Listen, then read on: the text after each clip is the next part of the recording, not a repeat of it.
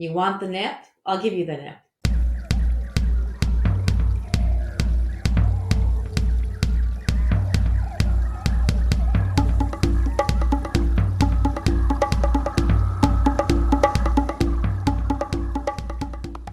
Hello, Newman. Welcome back to the Wild Business Growth Podcast. This is your place to hear from a new entrepreneur every single Wednesday morning who's turning wild ideas into wild growth. I'm your host, Max Brandstetter, founder and podcast producer at Max Podcasting. And you can email me at max@maxpodcasting.com to save time with your high-quality podcast. This is episode 252, a palindrome, as it's known in palindrome land palindrome.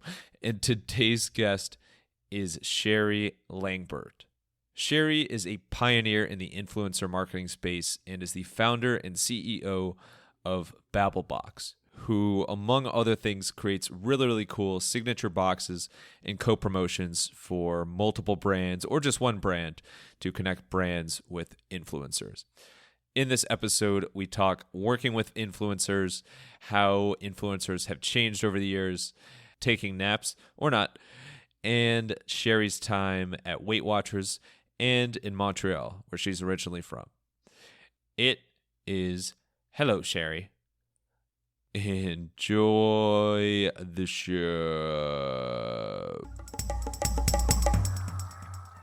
Alrighty, we are here with Sherri Langburt, founder and CEO. I was so concerned about tripping up the name of your company that I tripped up the name CEO. CEO of BabbleBoxx, and I'm just so excited for alliteration. There's going to be all sorts of bees flying around here, brought to you by Brandstetter and Bert. No, thank you, but so excited to dive into your story today. Sherri, thank you so much for joining. How you doing today? Good. Thank you for having me. It's nice to be here. Of course. And this is really special and babbly and boxy, and we're going to get into all sorts of stuff in that world. But before that, I found out that you used to blog or have a site / create content around life as a single person, which is an interesting approach. What can you share about that time of your life and that time of your blogging / business life? So that's how everything got started for me. I was working, and it was when the mommy bloggers, way back when, it was all about mommy bloggers. And I'm like, this is crazy. How come no one's talking about cooking for one and travel for one and finance and insurance for one? And so I quit corporate America to start doing that. And there was a component of dating on that site, but I really focused everything on the single lifestyle and realized very quickly that brands didn't really want to talk to single people. They really wanted the mom and the family. So that's how we morphed into working with other types of influencers who were kind of in the same boat. That's so rude. The brands are so rude to the single people. That's crazy. But it's cool that in the first place you identified kind of like a white space opportunity in that mommy blogger or online blogging, relationship advice, dating world. Besides just people being straight up rude to single people, what did you learn from that experience about finding your niche and creating content in a space? Well, I learned that I wasn't alone. Back then, there were all kinds of fitness and health wellness influencers that no one was talking to. Again, they were called bloggers, and there was cooking and food and beauty and fashion. So we're going back some time. But I learned that you have to be really resourceful when it comes to starting a business. It doesn't, people think like, oh, I'm going to become an influencer and overnight I'm going to make $5 million. That is not how it happens. It's like any other business, and it takes a lot of time. I also learned that, when I started, it was just blogs, and then Facebook and now X, Twitter, I don't know what to call it, but that launched. And I think we'll just edit out the incorrect one at the time this releases. Okay, that's good. So I realized, as I was launching and we got a ton of press, and I didn't want to be famous. Like, I don't want to be in front of a camera taking pictures. I wanted to run a business. And so that's kind of when I decided I'm going to stay behind the scenes and try to build more of, a business agency than being the person who's in the spotlight, because that's not me. I'm going to throw a curveball at you. You alluded that you had left the corporate world to kind of go out on your own there. In the corporate world, I know that you worked at WW or Weight Watchers for a while. So kind of going to reverse here. Besides, obviously, something that kind of inspired you to get out of that world ultimately, what was the biggest thing that you learned from being the GM there in Canada? So first of all, I have a very hard time saying W. I just, can we just call it Weight Watchers? It's so, yeah, I mean, other languages they say double V. I mean, that's even a little easier. No, but Right. yeah, Weight Watchers, which again goes back to the alliteration in your company name. So sorry again. Yes. So what did I learn at Weight Watchers? Weight Watchers was one of the greatest experiences of my life. I worked on Canada. I was the GM of Canada, but from New York. Because it was Canada and it was just like, okay, it's Canada, they kind of let me do everything. And so it was like running my own business for this massive brand. And it allowed me to just be an entrepreneur within the context of a massive corporation, which was great. Yeah, what's the biggest, I guess, like people say entrepreneurship? What's the biggest entrepreneurship lesson you learned from really having the keys to the Canada Castle from there? So I think it was not to be afraid to go and share a new idea. When I was there, we were just, it was like the whole subscriptions was, that was the whole business. But I realized really quickly we were leaving money on the table. No one was doing ad sales. And I'm like, it's Weight Watchers. There's millions of people in this community and no one's doing ad sales. And normally I'd be terrified, but I went to the CEO. I'm like, we should be selling like we could be making money here. And he's like, okay, it's Canada. Go try it in Canada. Let's see what happens. And so it happened. I think it's just to not be afraid and to be able to come up with new things and be able to voice those new ideas. So let's get to that company name that I basically tripped up in the intro, BabbleBoxx. And BabbleBoxx with two X's or two Twitters, depending on how you prefer to say it. But really, really cool company that you're leading the charge on now and getting all sorts of recognition for, and really, really creative in the space. Based on what you said in that first segment, one can guess that you really worked on your marketing and entrepreneurship chops, but some term that didn't come up in that at all is influencers. So what point were you first exposed to this concept of influencers? So it was at Weight Watchers when I started doing all the ad sales. All the food brands and fitness brands wanted to work with Weight Watchers. And at the time, there was all these mommy bloggers that were writing content. And the food brands and the fitness brands started saying, well, we want these mommy bloggers to write about our products, but not on their blogs necessarily exclusively, but also on Weight Watchers, because then it will grow and it will give them credibility. And the company started doing that, and that's when I just kept banging my head against the wall. I'm like, okay, this is great, and now I'm a mom and I could appreciate it, and I always appreciated it, but like, why wasn't anyone talking to this demo that was single? And so I became, Weight Watchers was one of the first companies to sponsor, like Blog Her back in the day, one of the first companies to really invest in bloggers, and that's when I became exposed to it.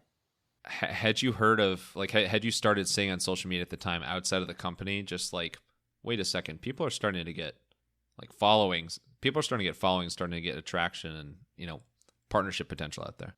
It was, I mean, social media really wasn't even there. It was just blogs. And yes, so the bloggers had these massive followers and they would give us media kits and you could see like how many followers they had. And then a few years later is when, all the other social platforms started coming up.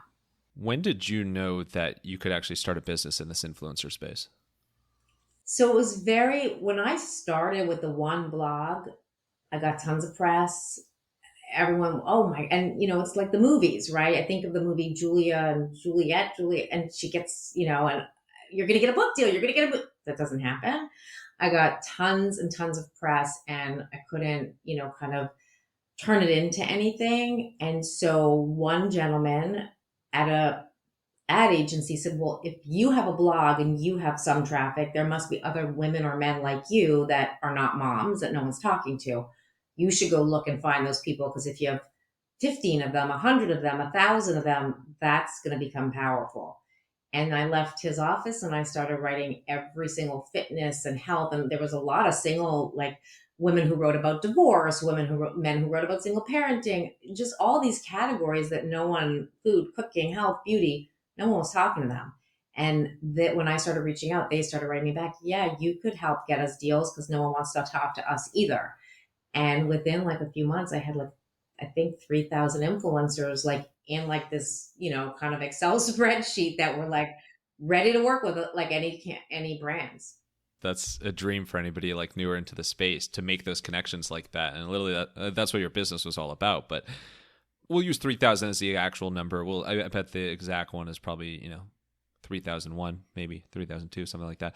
But like, what was your process for actually like on the day-to-day reaching out and creating those connections with influencers like that?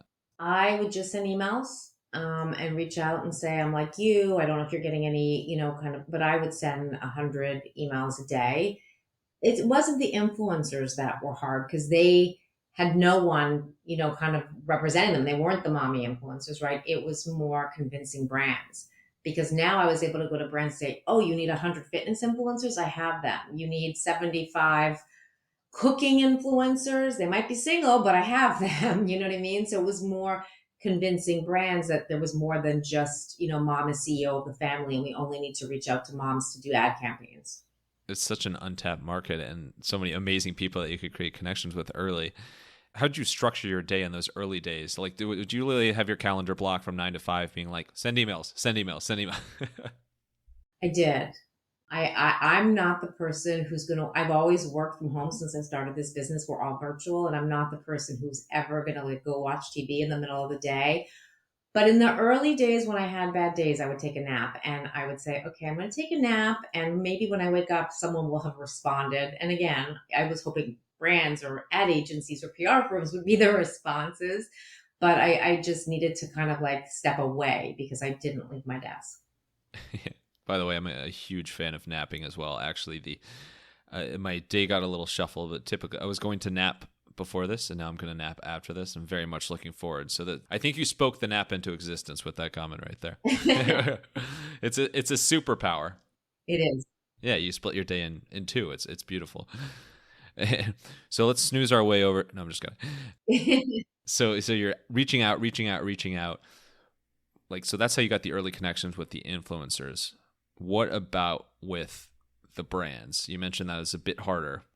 How do you start finding the people or the right people to even pitch to at major brands? So again, when I was starting, like first of all, there wasn't as many tools as there are today. And second of all, a lot of the tools that are, accessible now, they're expensive if you're a startup, right? So one of the things I did was chip in for software. Like I would find 5 other, there's a software Cision for PR. And I didn't necessarily need Cision for this aspect of the business, but I did need it for other things. So 5 of us chipped in. So, you know what I mean? Like we would do things like that. I would Google and find people's, because I didn't have access to certain things and there wasn't LinkedIn, wasn't so prominent. So I would just Google and find agencies and call the front desk and try to read press releases and see if like the person listed on the press release was the right person. I would guess a lot of email addresses. That's awesome. That's like, I've done that with podcast guests before, of like if there's someone like you really really want to interview and you can't find them down. Sometimes guessing works. Sometimes you pretty much instantly get this email does not exist email. But you got to be diligent with that. Looking at press releases is a really great way to go because it is usually like the head of PR or whoever is in charge of that PR or marketing arm that's doing it. So that's really savvy.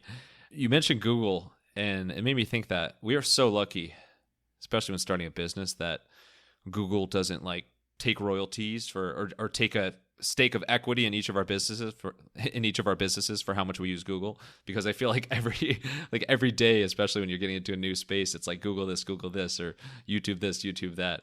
So it's funny that it literally can help build the business because there's just so much when you're starting out new that it's like you have no idea how to figure stuff out. Just Google I it. say to my team all the time, if someone says, how to go Google it, like people forget. You could Google anything. I mean, how to fix your skis, how to, you could Google anything and it's there.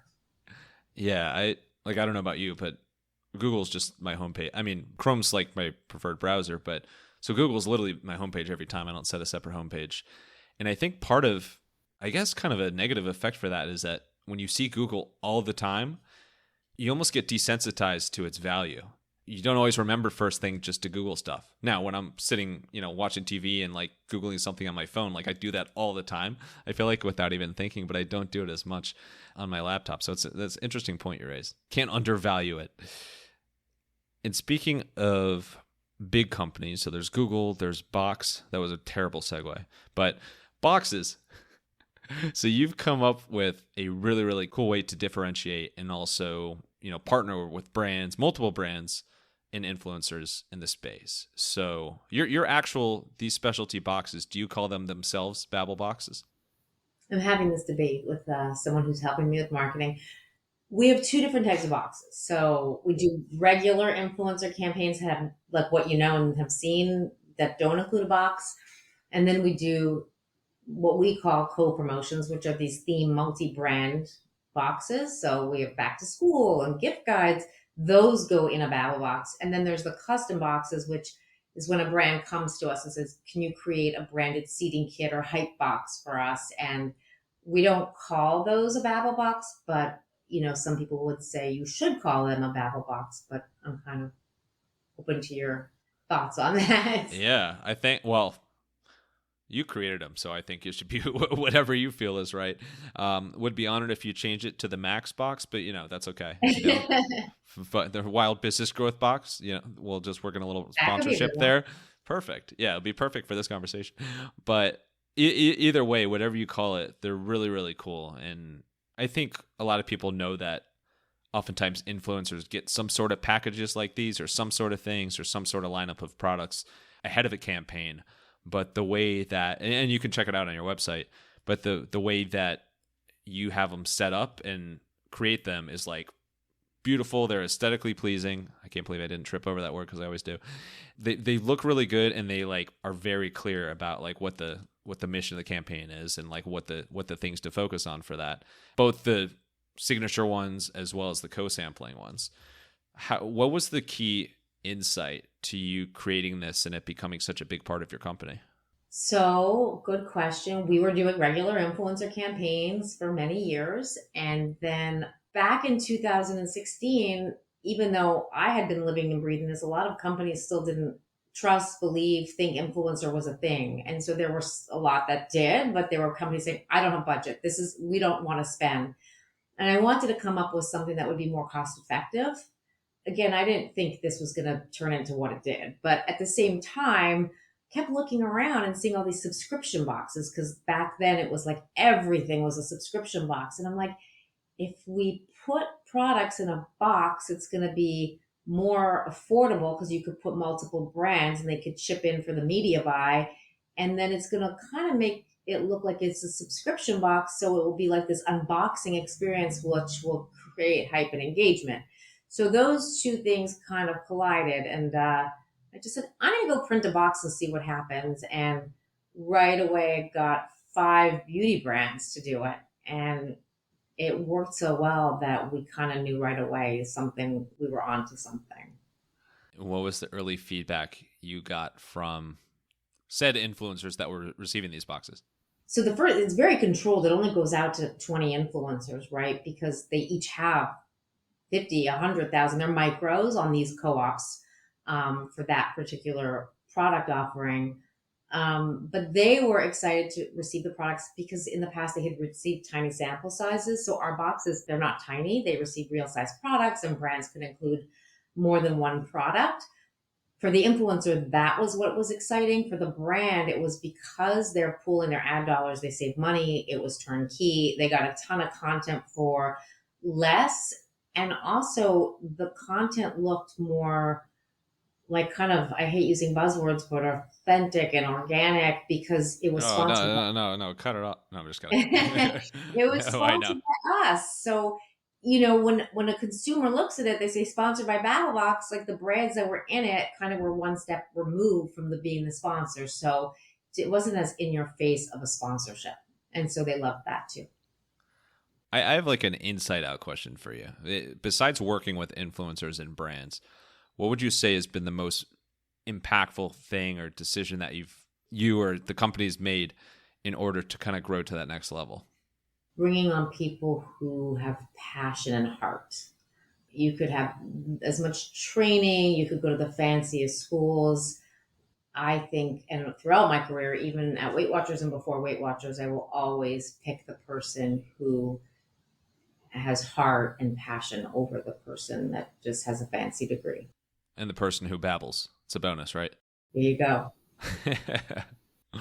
Working with influencers is obviously such a big part of your business or specific roles within the business.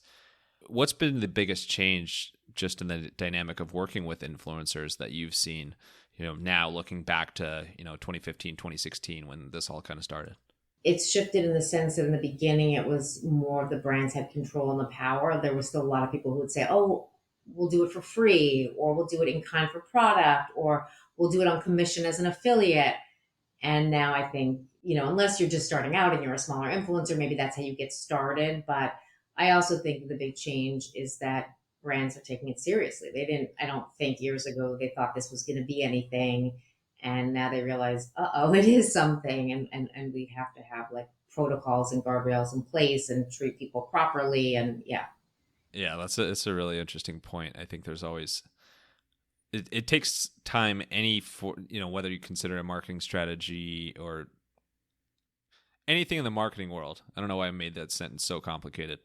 Whenever it's a new marketing tactic, it takes years and years for people to like see it, to be like, oh wait, that's worth trying, or even to the next level. Wait, that's like a tried and true thing, and we should literally carve out our budget for that. So you've lived through and like been a pioneer in that early space of creating that, making it a real thing. Looking ahead, do you have any wishes, like a dream wish list for things that would could make partnering with influencers or brands in the influencer space even better? I think consistency, I'm not calling for regulation, but there's no rhyme or reason. There's no accountability. If an influencer goes MIA, you're kind of like, even though they sign a contract, what are you going to do? Right. So there's no, I think that there needs to be some kind of, and I don't know what it is. I don't think anyone in my, field knows what that is, but that's like a real challenge. There's always, that situation. I would love for there to be some kind of consistency or Body of influencers. regulations or something that you're able to be held accountable for not delivering on a contract. All right. Well, you know what, Sherri? Next time some deal with influencer goes awry or they go off the map, let me know, and I'll just send them a note on Instagram, and I'm sure they'll respond right away and be like, well, hold on, Max is tracking us down. We gotta get this back together. So I got your back. Thank you. It doesn't happen often, but when it happens, it's hard. So many hard things to conquer as an entrepreneur, so many hard things to conquer as a podcaster as well. If you fit one of those molds, or even both of those molds, then you will love the Podcasting to the Max newsletter. It is a short and sweet email from me. Sorry, terrible jokes are included in that as well. I don't know why I said that sentence so weird, but we're continuing to record. That's more of what you can expect in the Podcasting to the Max newsletter. It's where podcasting meets entrepreneurship, terrible puns, and you can sign up at maxpodcasting.com/newsletter. Oh yeah, it will help you to conquer some of those hard things in the entrepreneurship and podcasting world as well. See, I knew I'd tie it together at some point. Now, dare we say more alliteration? I do think we dare. So let's switch gears a little bit. Let's get from influencers to inspiration and creativity, and just continuing with the alliteration theme. I think all sorts of Guinness World Records are being set on that as we speak. It's quite an honor just for both of us to be here today. No, I'm just kidding.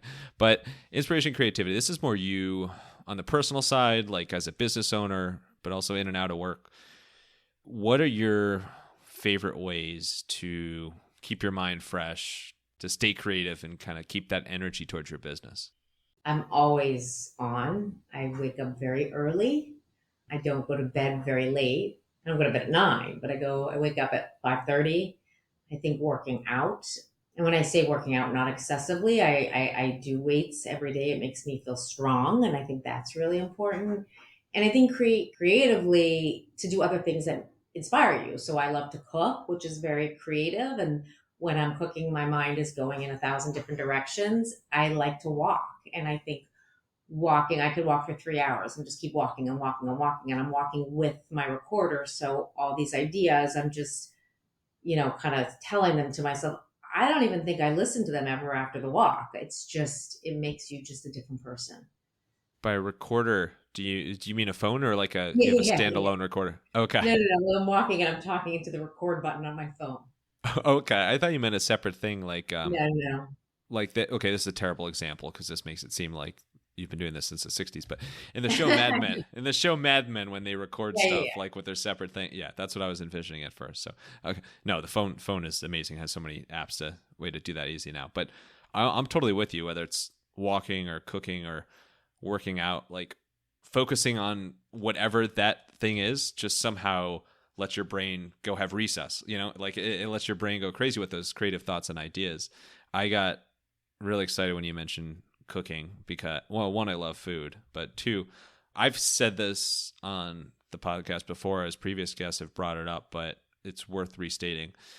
Cooking is so awesome because one, it is super creative and it's like great for your mind. It gets things going and lets you unplug, but also you're always rewarded with food. You're always rewarded with food at the end. It's literally the process of it. Right. So it's like a fun reward on the end, but like some of those aha moments do come in cooking and activities like that. Do you have a favorite dish that's like your go-to signature? This is Sherri's famous blank meal. It's not a meal. I would say that the two things people ask me for is my tuna tartare and my guacamole. More alliteration there. You walked into that one. But those are good. Tuna tartare and guac.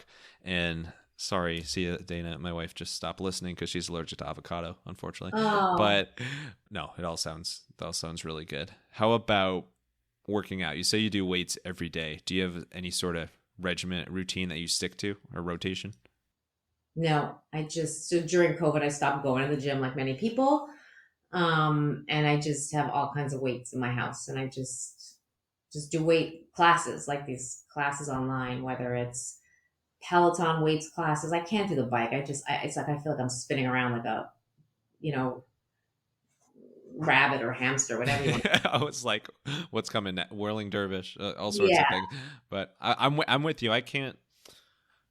I mean, maybe it's like I haven't rode bikes much since being a kid, but I think it's just uncomfortable. I don't know. I know it's a great workout, but I personally, much prefer weights off the bike. Yeah. So it's that. I do a lot. And again, every day is not every day. It's a lot, but I think one day I take like a little bit of a break. What about, you alluded to napping earlier. Do you have a specific nap schedule you say? Well, I don't do it anymore. Oh man, I leaving me in know. the dust here.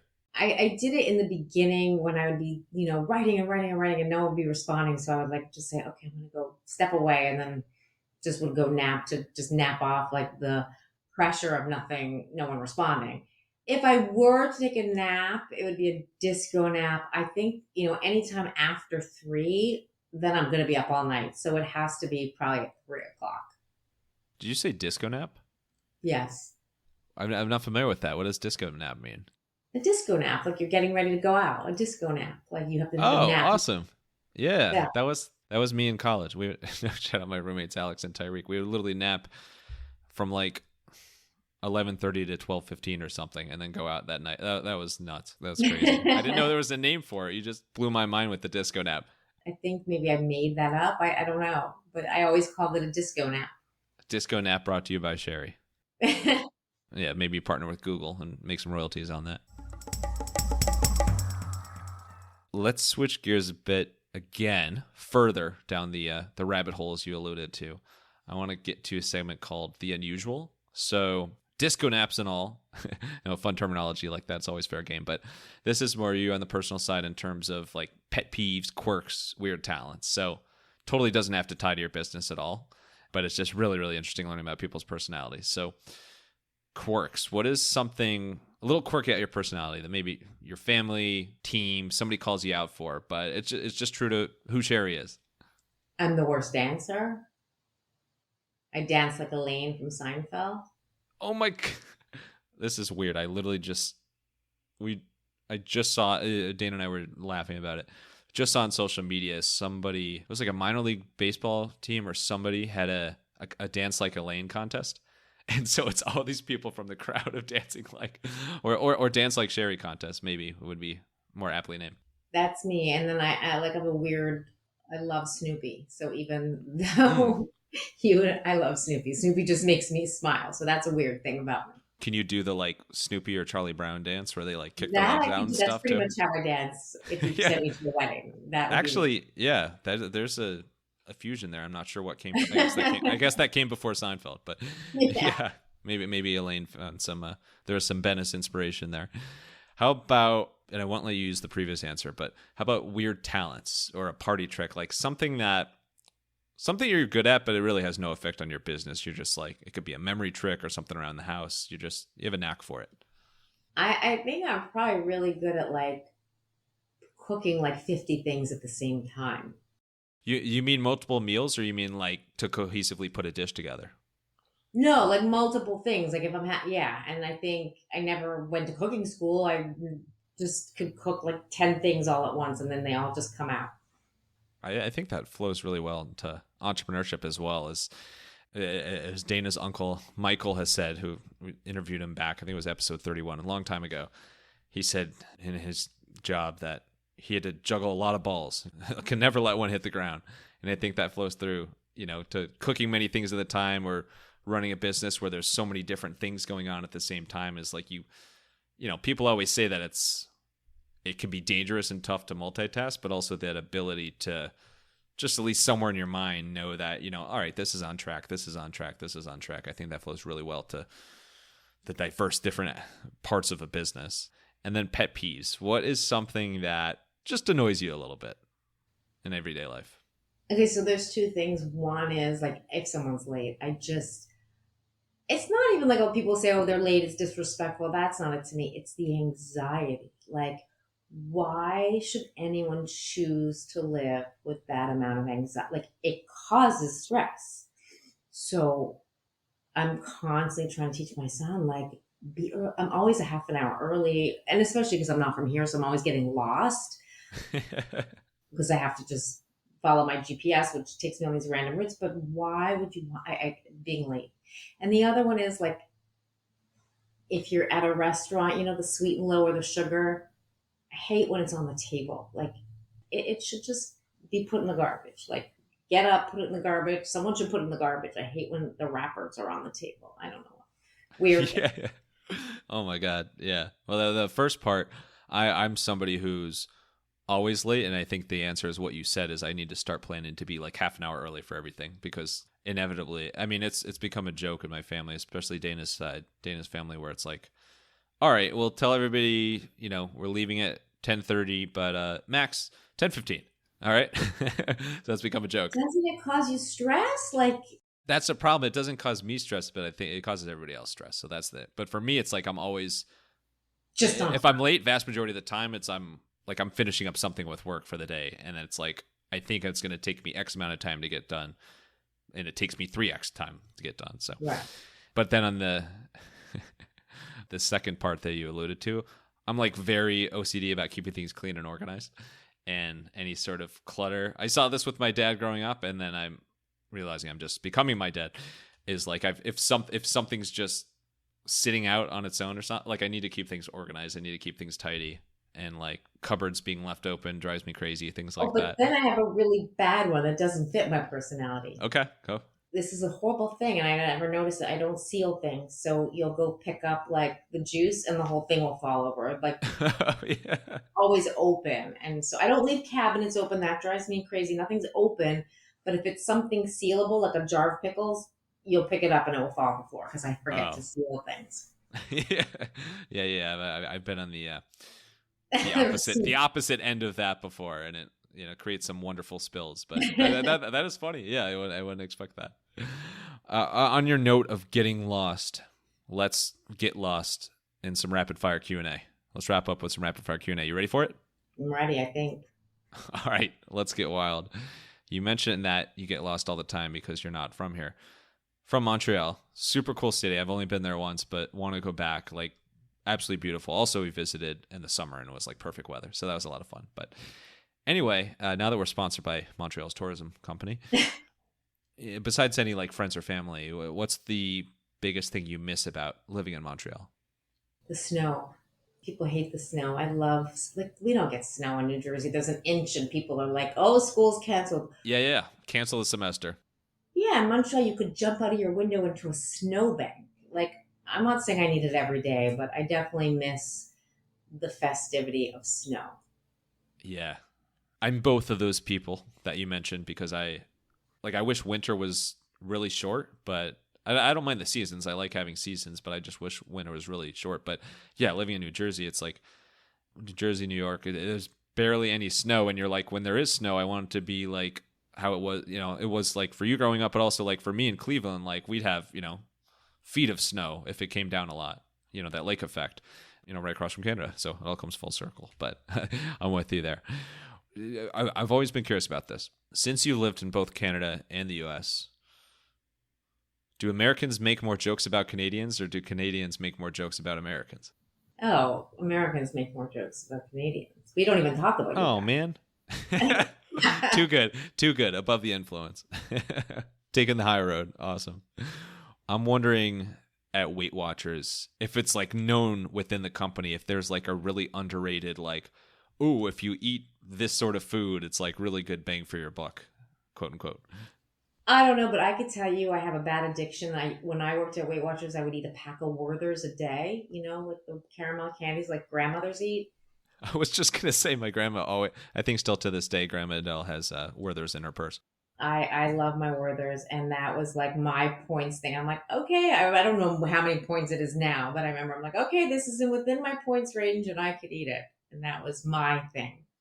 It's fun when you find stuff like that. Like I remember a woman I used to work with was saying how when she was pregnant, this wasn't tied to Weight Watchers at all, but she had just heard that like popcorn is one of those things that you could eat a lot of and it's like pretty light calories. So she would just eat that like crazy when she was craving something. And so I'm always curious foods like that. And then of course there's the famous or infamous people say celery, you like lose calories as you're you lose weight as you eat it, which in theory sounds really great, but then you're like, oh wait, I have to eat celery all the time. I don't love celery. It's like one Yeah, of those, who eats celery anymore? But anyway. I don't know. There's just people trying to go crazy with calories, What is the coolest kind of perk or someone you've met or event you got to go to? I'll just call it a perk that has come out of partnering with influencers and big brands. So everything I do, really, I do through the lens of like my son, because I just want him to have the best life ever. I mean, we get lots of toys. And so, whenever the brands send us stuff, you're getting a lot of toys. Now, or I'm hoping to get some kind of something with anything Mr. Beast, but I don't know how that's going to happen. It's just, I feel like I'm at Disney World every day. Every day, like we're just working with different products. And it's not just toys, it's foods, it's all different gadgets. Have you or your son had a Mr. Beast burger? He has. I have not. I didn't go with him. He went with his friends. I'm curious, does he have a review of it? Because I just heard some information lately. I'm curious if it I don't know, but I ties can back put to you it. in touch with him. I'm trying to get him. I want him to start a kid podcast. I think it would be hilarious. Oh, that'd be awesome. Yeah, I'd be happy to help out with that. Thank That'd you. be really cool. It could be, and it could star Snoopy. It'd be Snoopy themed. Yeah. All right, last one. This is the toughest one of all. What's your favorite Seinfeld episode of all time? You want the nip? I'll give you the nip. We just watched that. Oh my God. All comes back to the nip. Well, Sherri, just to nip that in the bud, thank you so much. This has been an That wasn't absolute pleasure. inappropriate. No. We're actually rated explicit, but I don't think that even qualifies for explicit. So that's totally cool. No, that's awesome. It's iconic. That episode is just great all around, even beyond that storyline. But Sherri, this has been an absolute blast. Thank you so much for coming on, sharing the BabbleBoxx story. Just brilliant, bodacious. I'm trying to think of other B words, but brilliant. But really, really great learning about the story, and thanks for spending the time with us today. Where is the best place for people to learn more about BabbleBoxx, and then if there's anywhere just else to connect with you online? www.babbleboxx.com, and that's BabbleBoxx with two X's. And then on any of the socials, LinkedIn, Instagram, it's, TikTok, it's BabbleBoxx or BabbleBoxx Official. Me personally, I'm Sherri. I think a lot of my handles are Sherri Lang instead of Sherri Langburt because people can never pronounce it. And then you could always just email me, Sherri@BabbleBoxx.com. Well, you removed that Bert, but Ernie's still going strong. Yeah. And last thing, final thoughts. The stage is yours. It could be a quote, a line, your son's favorite catchphrase, whatever you want. Send us home here. I just think be kind. I'm always about be kind and put yourself in other people's shoes. Trying my absolute best not to make a be kind rewind joke. You'll have to rewind the tape to see why. Thank you so much, Sherri, for all you do, for coming on the podcast, for sharing the amazing BabbleBoxx story. And thank you, wild listeners, for tuning in to another episode. If you want to hear more wild stories like this one, make sure to follow the Wild Business Growth Podcast on your favorite podcast app and tell a friend about the podcast, or two or three, or several, or your favorite influencer. You can also find us on Good Pods, where there are really, really good podcast and podcast influencers, if you will. And for any help with podcast production, you can learn more at maxpodcasting.com and sign up for the Podcasting to the Max newsletter. That is where podcasting meets entrepreneurship and awful jokes. And you can do so at maxpodcasting.com/newsletter. Until next time, let your business run wild. Bring on the bongos!